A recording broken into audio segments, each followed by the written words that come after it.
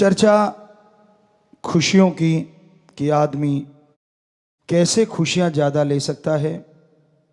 आज ऐसा समय आ गया है कि परिवार टूट रहे हैं, बच्चे बड़ों की नहीं सुनते, बड़े इसलिए टेंशन में हैं कि उनकी कोई सुनता नहीं, और बच्चे इसलिए टेंशन में हैं कि उनके ऊपर उनकी राय थोपी जाती है, उनके ऊपर जबरदस्ती की जाती है, जैसा वो चाहते हैं उसको जीने नहीं दिया जाता। इस वजह से परिवार बिखर रहे हैं। हमारी संस्कृति जो अपने आप में नंबर 1 थी, वो आज टूटने की कगार पे है। दोगले मापदंड हो गए हैं। पुरुष जो है वो चाहता है मैं आजाद घूमूं, मैं फॉरेन कल्चर को अडेप्ट कर लूं, मेरे लिए कोई बंदिश ना हो, मैं कहीं भी घूमूं, कहीं भी चरूं, मुझे ना रोका जाए। पर खुद की मां, खुद की बहन, खुद की बेटी, खुद की घरवाली वो इंडियन कल्चर को अपनाए, वो ना कहीं खुले चले। कैसा कल्चर हो गया हमारा। आप जब गलत कर्म करते हैं, दूसरे सादे शब्दों में किसी की बहन बेटी को लेके घूमते हैं, तब तो आपको खुशी आती है। पर जब आपकी बहन बेटी के साथ कोई होता है तब आपके आग लगती है। तो जब आप किसी को लेके घूम रहे होते हैं, क्या आपको तब नहीं होता कि ये भी किसी की बहन है, किसी की बेटी है? सो कहने का मतलब, एक जैसा संस्कृति ने, भारतीय संस्कृति ने पवित्र वेदों में एक जैसा माहौल बनाया था कि अगर पति पत्नी के लिए देवता है तो पति के लिए पत्नी भी देवी है, पैर की जुत्ती नहीं है। जो लोग ऐसा समझते हैं, चाहे वो पति हो या पत्नी, क्योंकि आज ऐसा दौर चल रहा है, कमाने वाला या यूं कह लीजिए विचारों की वजह से कई बार पति हावी रहता है कहीं पे तो कहीं पत्नी। ऐसा नहीं होना चाहिए, बराबर का दर्जा होना चाहिए। एक दूसरे का सम्मान करो, राय लो तो दोनों जने, हो सके बुजुर्गों को भी शामिल करो। किसी बिजनेस की राय, परिवार की कोई व्यक्तिगत काम धंधे की राय। क्यों? क्योंकि पता नहीं कौन परिवार में से अच्छी राय दे दे और आपका बिजनेस व्यवहार तरक्कियों में चरम सीमा पे पहुंच जाए। आपको लगता है आपके बाप को कुछ नहीं आता, वो तो अनपढ़ गंवार है। दादा दादी तो बहुत पुराने जमाने के हैं। गलत। एक शिक्षा होती है जो उम्र के साथ मिलती है, तजुर्बा। कितने पढ़ लिख लो, कितनी डिग्रियां ले लो, जिंदगी का तजुर्बा जो सिखाता है वो किताबें नहीं सिखा सकती। इसलिए उनकी बात सुना करो। क्या पता आपको आपके घर में ही कोच मिल जाए जो आपको कोचिंग दें और आपका बेड़ा पार। और बुजुर्गों को चाहिए बच्चों की बात भी सुननी चाहिए। आपको एक छोटा सा उदाहरण देते हैं। बेपरवाह जी परमपिता शास्त्राम जी दाता रहबर जो अब इस बॉडी में हैं, वो उस बॉडी में भी घूम रहे थे। बेरियों की तरफ हम जा रहे थे और रास्ते में एक छोटा सा बच्चा मिला। कहने लगा पिताजी पिताजी बात करनी है। पूछा बोल बेटा क्या बात करनी है? तो कहने लगा सफेद कपड़े या कोई भी कपड़ा आप डालते हैं ना, जब उल्टा करके डाला करो। तो हमने पूछा क्यों भाई, किस लिए बेटा? कहने लगा जी एक तो दाग धब्बा, अगर हल्का फुल्का मिट्टी आएगी तो अंदर आएगी और झड़का के पहनेंगे उड़ जाएगी। हल्का फुल्का धब्बा लगा भी तो अंदर की साइड लग गया। दूसरा, परमपिता जी कहते यानी कि वो हम बताते हैं, कहते क्या कि मक्खी मच्छर आएगा तो अंदर की साइड में रहेगा और जब उसको सीधा करेंगे तो वो निकल जाएगा, और उसको पहनेंगे तो नेचुरली सही रहेगा। तो बेपरवाह जी हंस के कहने लगे भाई छोटा बच्चा भी राय देना तो उसकी राय ले लेनी चाहिए अगर वो अच्छी हो। तो जो आपके नन्हे नन्हे फूल हैं, छोटे छोटे जो खुशबू बिखेर रहे हैं, कलियां हैं, ये छोटे छोटे बच्चे भी दिमाग रखते हैं, इनके भी दिमाग है, यहां भूसा नहीं भरा हुआ। अगर इनकी बात भी आप सुन लो तो क्या पता ये आपसे बढ़िया कोई सजेशन दे दें जिससे पूरे घर का फायदा हो जाए। क्या पता ये कोई ऐसे बढ़िया आइडियाज दे दें जिससे घर परिवार में प्यार बढ़ जाए। कम मत आंको किसी को भी। बहस का मतलब झगड़ा नहीं होता, क्योंकि हमने बहुत देखा है लोग जब बहस करने बैठते हैं, बहस का मतलब दूसरे शब्दों में अगर सही बोले तो चर्चा होना चाहिए।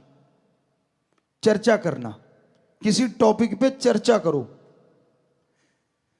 तो वो चर्चा करना ज्यादा सटीक शब्द है। बहस तो झगड़ने को भी आजकल नमूना बन गया है, झगड़े को ही बहस कह देते कि शुरुआत बहस और फिर झगड़ा।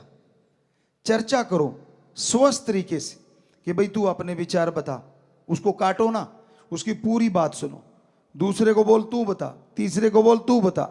अब सबकी सुने जो घर का मुखिया है, और फिर कहे कि बेटा हो सके तो लिखो पॉइंट, जो मेन पॉइंट होते हैं उनको लिख लो जो परिवार वाले चर्चा कर रहे हैं।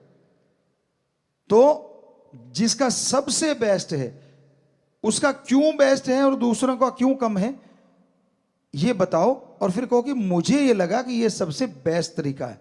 फिर चर्चा करो क्या बेस्ट है, इसमें क्या माइनस है, क्या प्लस है।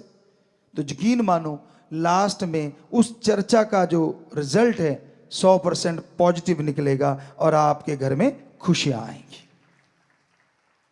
पर आप बात करने से पहले ही काट देते हो, तुझे बड़ा आता है, तू बड़ा कल का छोकरा और मुझे समझाएगा, तू होता कौन है। आपकी ईगो हार्ट हो गई क्योंकि बच्चे ने आपसे बढ़िया तरीका बता दिया। ये गलत है, बल्कि खून तो आपका है, बल्कि मान करो, सत्कार करो, खुश हो जाओ कि देखो मेरे खून में कितना ज्यादा अकल है, कितनी ज्यादा दिमाग है।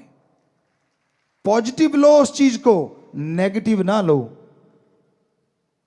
और बच्चों को भी जैसे हमने बताया अपने मां बाप का सत्कार करना चाहिए, इज्जत करनी चाहिए। ये आप मान लीजिए 20 से 30 साल की उम्र की चर्चा कर रहे हैं हम अभी जो कर रहे हैं, वैसे तो बचपन से आजकल माने तो बचपन से 30 साल तक बुजुर्ग कोई बात नहीं समझ पा रहे, आपके मां बाप, दादा दादी, नाना नानी, मतलब बुजुर्ग आपसे बड़े, तो आप बजाय उनको नीचा दिखाने के बच्चों प्यार से, सत्कार से, इज्जत से बात करो। पहले उनकी पूरी सुन लो, फिर उनका सत्कार करो कि भाई पापा जी आपने बहुत बढ़िया बात बताई, पर अगर आप आज्ञा दें तो क्या मैं भी कुछ बता सकता हूं, मेरे भी माइंड में कुछ आइडिया आ रहा है। तो हमें लगता है उनकी ईगो हार्ट नहीं होगी, अहंकार को ठेस पहुंचती है ना, तब गड़बड़ होती कि मैं बड़ा तू छोटा, तू है क्या। तो जब आप कहोगे कि जी मैं, अगर आप आज्ञा दें तो मैं आप एक रिक्वेस्ट है, मैं भी अपनी बात रखना चाहता हूं, यकीन मानो उसको लगेगा हाँ मेरी ईगो हार्ट नहीं, क्योंकि पहले ही सत्कार कर दिया, उसको बड़ा बना दिया, तो फिर वो आपकी बात भी सुनेगा और अच्छी लगेगी तो मानेगा भी। तो ये तरीके होते हैं घर परिवार को बांध के रखने की। संयुक्त परिवार होते थे तो उसमें कितनी खुशियां होती थी। तो कहने का मतलब संयुक्त परिवार जो होता है ना, बड़े फायदे होते हैं। मान लो 2 भाई हैं, इकट्ठे रह रहे हैं, आगे 2 बच्चे हैं, तो उनमें से एक भाई नौकरी करता है, दूसरा भाई अगर मान लो खेती बाड़ी या कोई थोड़ा बिजनेस करता है, तो कहते हैं ना 1 और 1 11 हो जाते हैं और एक ही रह जाता है। और दूसरी बात, खास करके सत्संगियों को, हम अपने उन बच्चों को जो राम नाम से जुड़े हैं जरूर हाथ जोड़ के कहना चाहेंगे कि अगर आप 2-3 भाई हो, इकट्ठे रह रहे हो, तो 2 लोग अगर घर का काम कर रहे हैं और एक सेवा के लिए फ्री हो सकता है, तन मन धन से परहित परमार्थ कर सकता है। बदल बदल के करते रहे ना, एक बार एक आ गया, दूसरी बार दूसरा आ गया, तीसरी बार तीसरा आ गया। और आज के युग में, आज के समय में परहित परमार्थ अपने को छोड़ के सारी सृष्टि का भला करना, अपना तो करना ही होता है, वो तो एक आत्मिक मालिक ने शक्ति दी है कि आप आत्मिक रक्षा करें, आत्मरक्षा वो तो करना ही है। लेकिन फिर अपने को छोड़ के परहित परमार्थ करने वाला कोई कोई है। अगर सारी जनसंख्या देखें तो वीडियो बनाने वाले मिल जाएंगे, एक्सीडेंट हुआ पड़ा है, खून निकल रहा है, कोई किसी को मार रहा। अभी पीछे एक हमने देखा, शरेआम दिल्ली में एक राक्षस प्रवृत्ति का बच्चा एक बिटिया पे चाकू बरसा रहा था। वो बड़ा हाईलाइट हुआ था, हमने टीवी पे देखा। तो वहां लोग आ रहे हैं, जा रहे हैं, किसी ने कोई वीडियो बना रहा है। अरे लानत ऐसे लोगों पे और लानत उनके शिक्षा पे। क्यों नहीं दो चार ने मिलके उसको पकड़ लिया, उसके पीछे से जाते और बाजू काबू कर लेते, बात खत्म। लेकिन नहीं, मरने दिया। यहां तक नहीं, उसने पत्थर उठा के वो जो किया, ये रोंगटे खड़े करने वाली घटना थी। लेकिन वहां लोग ऐसे जा रहे थे जैसे कोई बात ही ना हुई हो। कहां गई हमारी संस्कृति, कहां गई हमारी इंसानियत, जिसके बल पे हमारी संस्कृति पूरे वर्ल्ड में नंबर 1 है। हमें खुशी हमारे 6.5 करोड़ बच्चों पे, खास करके उन बच्चों पे जो ऐसे समय में इंसानियत को नहीं भूलते और लोगों की मदद करते हैं। चाहे बाढ़ का पानी हो, चाहे भूकंप आया हो, प्राकृतिक आपदा या ऐसी कोई चीज दिख जाए, वो नहीं पीछे हटते। एक्सीडेंट हुआ पड़ा है, उसको उठा के हॉस्पिटल पहुंचाएंगे। जब हमने शुरू किया था, शुरू में कुछ बच्चों को परेशानी भी आई, क्यों वो लेके जाते थे, लोग उन्हीं को बिठा लेते थे कि तू, तेरी गाड़ी से तो नहीं हुआ एक्सीडेंट, औरों की छोड़ो, हम अपनी बात सुनाते हैं आपको। राजस्थान में श्री गंगानगर साइड से हम होते हुए गुरुसर मोड़िया जा रहे थे। तो जैसे ही सुखाड़िया सर्कल है, वहां से निकले, बुद्रवाली से आए थे, गंगानगर में किसी घर गए थे, तो वहां से निकले, हमारे आंखों से थोड़ा सा दूर बस ने बैक मारा और एक बाइक पे बच्चे थे, तो वो तड़ाक से नीचे गिरे। तो गिरते ही हमारी गाड़ियां नजदीक पहुंची, तो हमने सेवादारों को बोला कि भाई पीछे से इनको उठा के हॉस्पिटल पहुंचा दो और इनका इलाज करवाओ। अब हम तो ये कह के चले गए, गुरुसर मोड़िया पहुंच गए।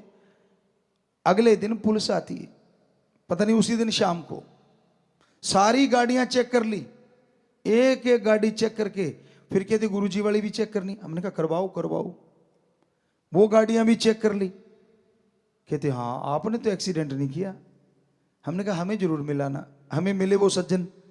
हमने कहा भाई तू उनको क्यों नहीं पकड़ता जिन्होंने किया है? और बस के अंदर जो लोग थे उन्होंने भी गवाही दी कि बस वाले ने ठोका है। बहुत बेचारा साइड में चल रहा था बाइक वाला, और उसने एकदम से गाड़ी कट मारा और वो उड़ा दिए। तो अंदर से गवाही भी किसी ने दी, तो सिर नीचा कर लिया उन्होंने। हमने कहा बोलो किस पे डालना चाहते हो, कौन सी गाड़ी पे, हम ही लिखवा देते हैं, बोलो कौन सी गाड़ी पे डालना चाहते हो केस। कहते गुरुजी क्षमा करना, शर्म करो। हमने कहा शर्म? चंद नोटों के लिए क्या कर रहे हो? क्या ड्राइवर आपका दोस्त है, मित्र है? तो उनको कोई जवाब नहीं था। तो उस समय परेशानियां आती थी।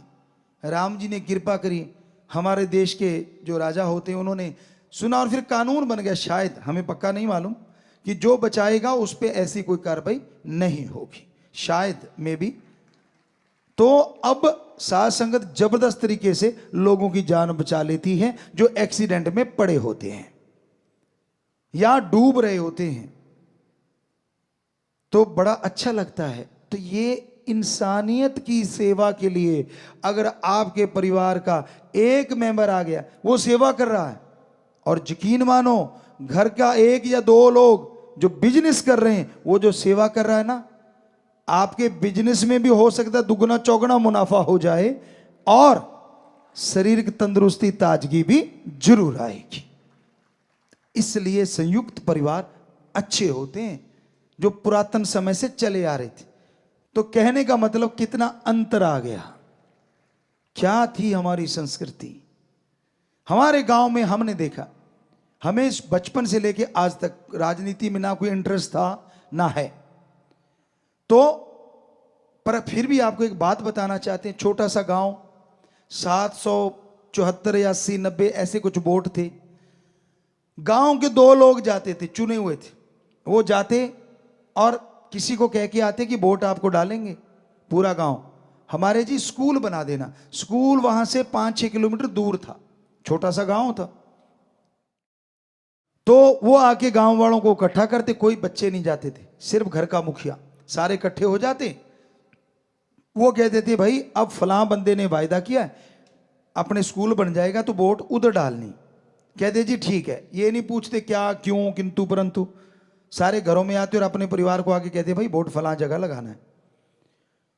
और ऐसा ही हुआ, स्कूल बन गया क्योंकि वही जीता जिसको वोट डाली।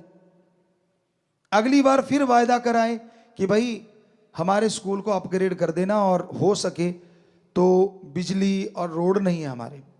फिर वही जीता, क्योंकि तब वो पेटियां पुटियां खुला करती थी। हमें मालूम नहीं तब क्या चक्कर था, कोई इंटरेस्ट नहीं था हमारा, सच कह रहे हैं आपको, झूठ नहीं बोल रहे। तो कहते थे तब कोई पेटियां पुटियां खुलती थी वोट गिनते टाइम, तो वोट गिनते रहे गिनते रहे गिनते रहे। और जब पेटी खुली, वो हार रहा था जो एमएलए था, वो जब गुरुसर मोडिया की पेटी थी वो खुली, पेटी खुलते ही वो जो बंदा 400 से हार रहा था वो 300 कुछ वोटों से जीत गया। यहां तक हमें बताया, हमें नहीं मालूम कितनों से जीता था वो। तो पेटी खुलने की वजह से वो क्योंकि गिनती करवा रहा था, उसको पता चल गया कि हां मुझे इन्होंने ही जिताया है। तो फिर 10वीं का स्कूल भी बना, रोड भी बनी और बिजली भी आई। तो हमारा यहां ये नहीं कि क्या हुआ, कहने का मतलब इतनी एकता होती थी, पूरे गांव की परिवार संयुक्त रहते थे, अलग हो जाते थे लेकिन फिर भी भाईचारा यूं रहता था। क्योंकि तब जो हमने देखा, बुरा ना मानना, माता बहनों की थोड़ी खड़क जाती थी, भाई भाई तो कई बार एक रह लेते थे, पर उनकी थोड़ी सी रोटी के पीछे, दाल के पीछे, चावल के पीछे, सासू के पीछे, ससुर के पीछे गड़बड़ हो जाती थी। तो उस वजह से घर तो अलग हो जाते थे, कहते थे चूल्हा अलग कर लिया। तब ये नहीं कहते थे खेती बाड़ी बांट ली, कि चल चूल्हा अलग कर लो भाई ताकि झगड़ा ना हो। तो वो घर थोड़ा सा अलग हो गया, लेकिन खेती सांझी, काम धंधा एक ही कर रहे हैं, वही सारा कुछ भाईचारा। तो वो भी बढ़िया है जिनके ये है। तो सत्संगियों से जरूर चाहेंगे कि अगर पॉसिबल हो झगड़ा नहीं करना, झगड़े से तो अच्छा है चूल्हा अलग ही ठीक है। पर अगर लगता है काम धंधा साझा कर लो, और 1 महीने के बाद हिसाब जरूर कर लिया करो, चाहे सगा भाई है, चाहे दोस्त है, चाहे मित्र है, लंबा मत डालो। महीने के बाद हिसाब होगा तो अगर कोई बेईमानी कर रहा है पता चल जाएगा, तो अपना किनारा कर लो, और लगता है कि सारा सही चल रहा है तो और जोर लगाओ। तो ऐसा अगर पॉसिबल हो तो आप जरूर करना। मालिक आपको खुशियां दे, बहुत आशीर्वाद।